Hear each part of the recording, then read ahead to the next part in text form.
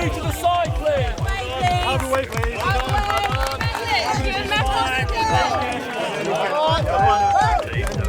Are you not afraid about having a criminal record?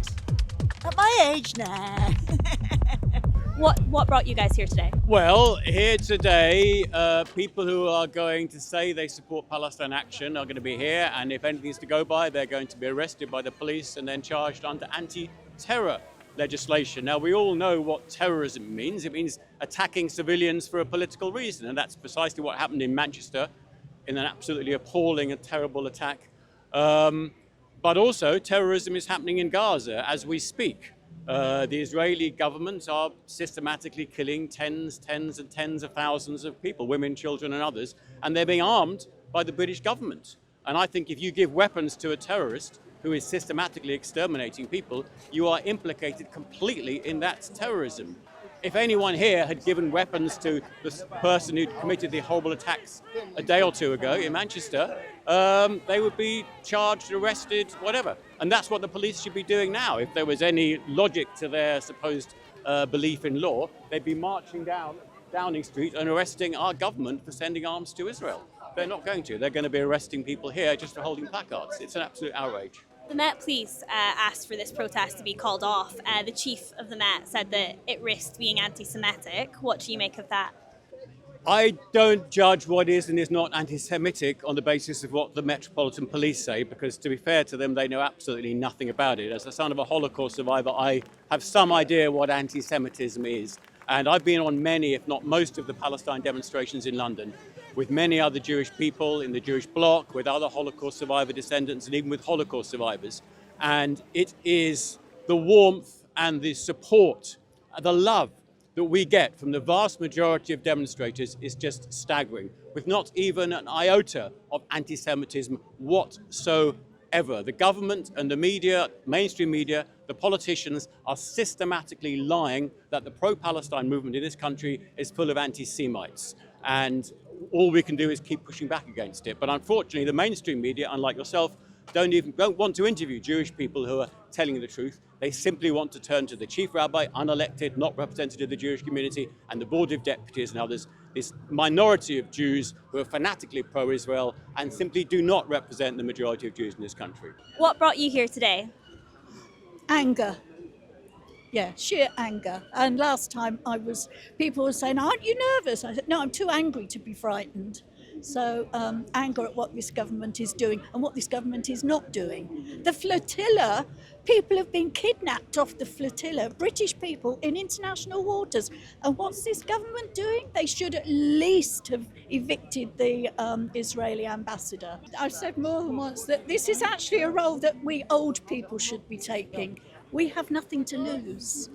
The young people that are protesting are so brave. I mean, I just cannot imagine how brave they're being, because they're putting their jobs on the line and everything. We have nothing to lose. We're retired. We get a pension. They can't stop our pension just because we're protesting. So I feel really pleased that we are fit enough and able enough to actually do this, and our job is to protect the young people. You're on bail right now. We were arrested at the last one in Parliament Square. We wanted to be arrested at the first one. We stopped right in front of where the police were lining up to arrest people, but they kept ignoring us. They made eye contact and they kept going. I'm sure they didn't know how to deal with these chairs. So the second time, they had a minibus with a tail lift to take us away. If I were, yeah, fair enough. You'd have to carry it. Fair enough. Thank you. Thank you. Thank you. Thank you. Thank you. So what brought you here today? This is the first time that I've ever protested. Obviously what's going on in Gaza is unacceptable, but also the arrest of peaceful protesters, in my mind, that's the line for me. I think that we are in a fight against fascism in so many ways. I think we've seen it across the Atlantic, and I think we're sort of seeing it in the UK as well, when we're arresting peaceful people that are protesting a genocide. So that's why I'm here. They're arresting people right now as we speak. Does it not concern you that you could end up with a criminal record over this? Yeah, it really does. It really does. But I'm a father of 3 daughters, and I need them to know that everyone has their line.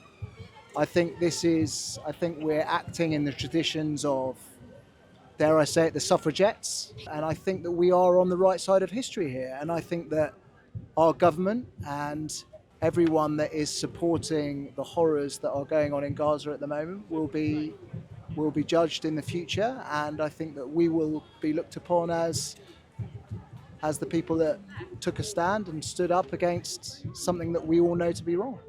The Met didn't want this protest to go ahead today. The chief said that it could risk being anti-Semitic. What do you make of that? Well, that made me really cross. I think that to gaslight a whole nation into believing that because 2 Jewish worshippers were horrifically murdered, that we somehow should not protest against a genocide is ridiculous. Hate is hate on both sides. They're 2 sides of the same coin. It really upsets me that our leaders are conflating those issues. It's not right, and it's made me more determined to be here, actually. I came here today mostly because I am Jewish, as you can see, and that means that I support all oppressed people. And at the moment, the Palestinians are being slaughtered, average about 50 a day.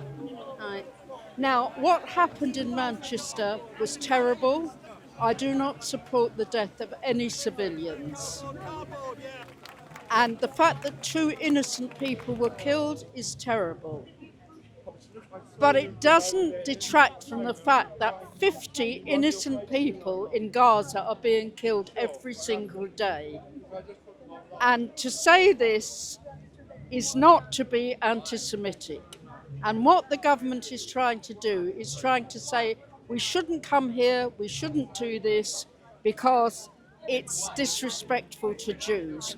Well, I'm a Jew, and it's not disrespectful to me.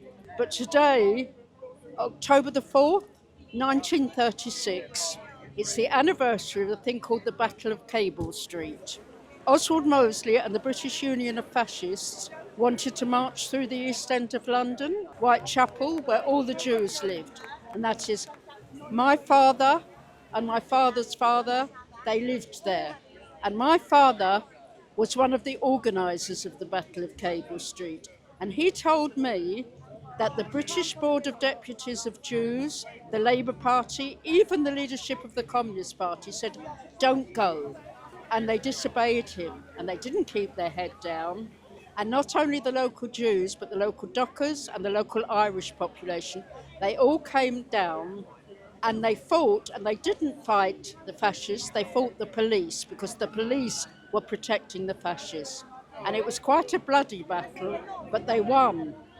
And I feel quite emotional today because I'm pretty sure that if my father was still alive, he'd be here with us, because they're trying to say, the government, don't cause trouble, keep your head down, this is anti-Semitic and it's rubbish.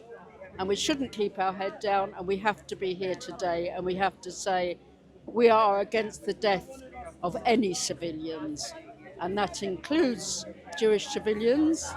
I know what anti-Semitism is, and supporting the Palestinians is not anti-Semitism. Is genocidal, divest and sanction Israel now.